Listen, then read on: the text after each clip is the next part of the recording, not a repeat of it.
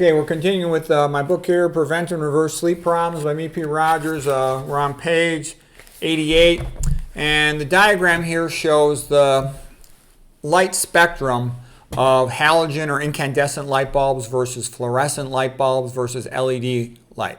So remember, daytime is blue. As far as our brain's concerned, sky blue is daytime. And it's good to have sky blue when you're outside during the day, but you don't want blue light going into your eyes the last 3 hours before you go to bed, because it tells your brain it's still daytime to shut down melatonin production in the pineal gland of your brain.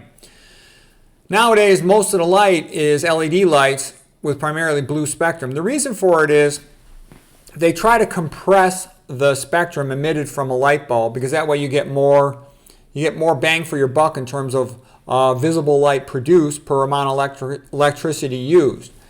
The old-fashioned incandescent light bulbs, they give off lots of red light, infrared light, stuff outside the visible spectrum, and it costs more money per amount of visible light lux generated with that. Whereas LED, it's made very energy efficient, so you save money with it. You can imagine if you're trying to light an entire skyscraper, you want the most cost-effective, energy-efficient light you can produce. However, if you're home at night, you don't want to be looking at blue light because it's going to drop your melatonin production and you won't sleep as well. And basically what I'm saying is, and it's not just my opinion, this is all the experts. Look at Glenn Jeffrey. He's like the best expert in the world. He says you want to buy incandescent light bulbs. So I switched out all my light bulbs, like in my kitchen for nighttime and my study area for incandescent light bulbs. Okay. And fluorescents, I don't like them. I don't like them because they give off a lot of blue, but even more, they also, if they break, they have mercury. Incandescent bulb is basically like sunlight. That's what you want. We're made for sunlight. So you want incandescent light bulbs. You especially want to get sunlight in the morning. Here's this guy, Glenn Jeffrey. He's the big dog in the world of light research. Glenn Jeffrey. You want to remember that name. If you care at all about light, you can watch his videos. Just type Glenn Jeffrey into your YouTube and you can watch videos by Glenn Jeffrey. And, okay, let's see. Here's an example of incandescent light bulbs. So I bought some of these, and so I like them, but I'll tell you what annoys me. First of all, they talk about how cheap it is on the package, how bright it is. They tell you everything except about, the percentage of different lights in the spectrum, how much red and infrared you're getting. But I know because it's incandescent, it's still a big improvement. So I go with that.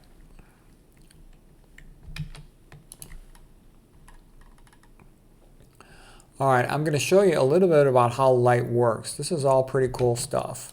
A lot of this stuff I learned from Roger Seaholt. Roger Seaholt's a brilliant guy. He's the guy from MedCram. He's like board certified in 4 different fields: internal medicine, pulmonology, sleep medicine, and critical care.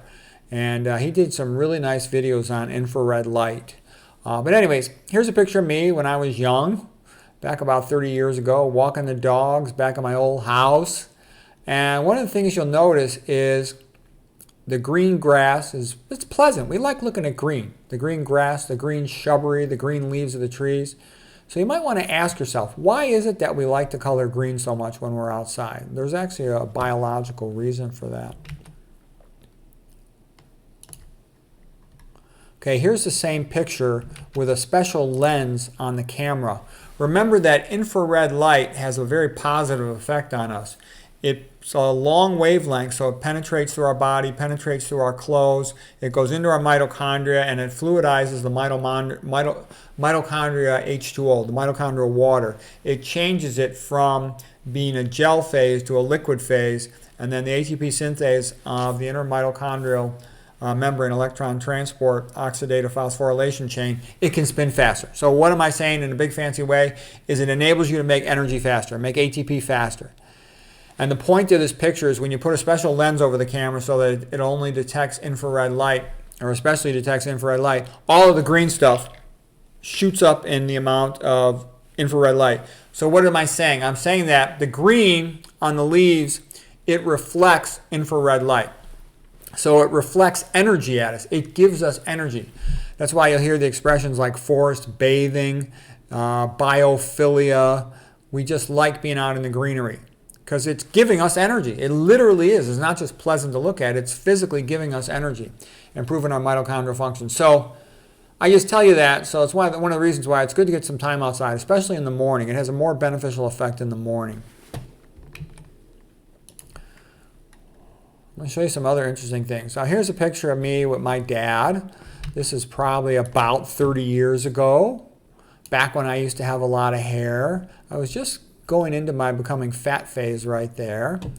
And you can see the green outside the window. Now the next picture is the same picture, but I did it with putting the equivalent of an infrared lens on there, okay? And the point was to show tons of infrared was coming through the windows. Now this was just my old house, but if you look at the windows, let's say you live in a skyscraper apartment building or a skyscraper office building you work in, they have a special type of glass. They'll call it E-glass or low E glass, low energy glass. What they really mean is it doesn't let the heat out from the building, but at the same time, it doesn't let the infrared light come in. So normally, tons of infrared lights coming through those windows. That's what you want. But if you use that low E glass, it blocks out the infrared light from the sun and bouncing off those leaves so that it doesn't get in there. So now I made everything look dark. Okay? So what I'm trying to say is you don't want low E glass on your house. Okay?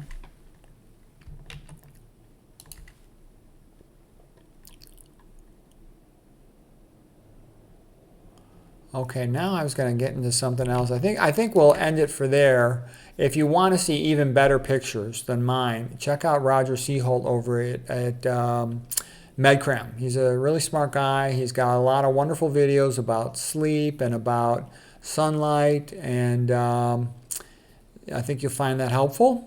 Anyways, that's it for this video. Hope you found it helpful.